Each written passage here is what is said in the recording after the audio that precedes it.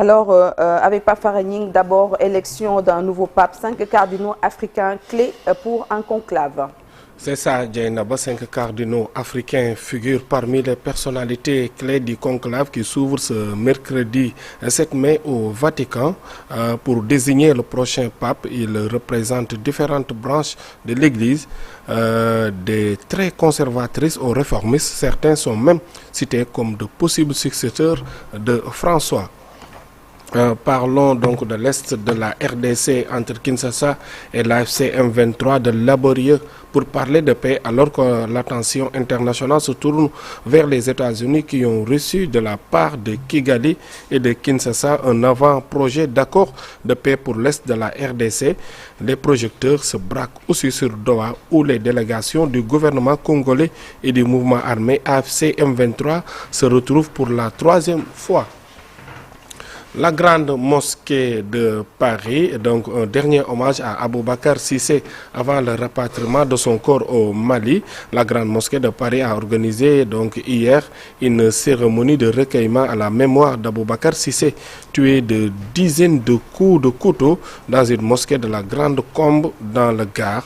Le 25 avril dernier, présidentiel en Roumanie, le premier ministre social-démocrate démissionne.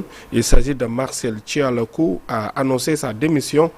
C'était hier au lendemain de la victoire écrasante de l'extrême droite au premier tour de la présidentielle et de l'élimination de Crin Antonescu, le candidat soutenu par son gouvernement. Aux États-Unis, figure centrale, donc aujourd'hui, Djaïnaba débute le procès donc, pour trafic sexuel du rappeur Sean Combs alias P. Diddy. C'était hier, donc figure centrale du hip-hop dont les fêtes opulentes attiraient de grands têtes du showbiz. P. Diddy a rendez-vous donc avec la justice américaine à New York, accusé d'avoir mis son empire au service d'un système violent et sans pitié de trafic sexuel.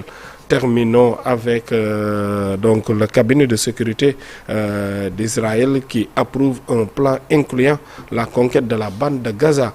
Les médias israéliens l'annonçaient, c'est confirmé. Des dizaines de milliers de réservistes sont appelés par l'armée. C'est ce qui ressort du Conseil de sécurité réuni le dimanche par le Premier ministre Benjamin Netanyahu.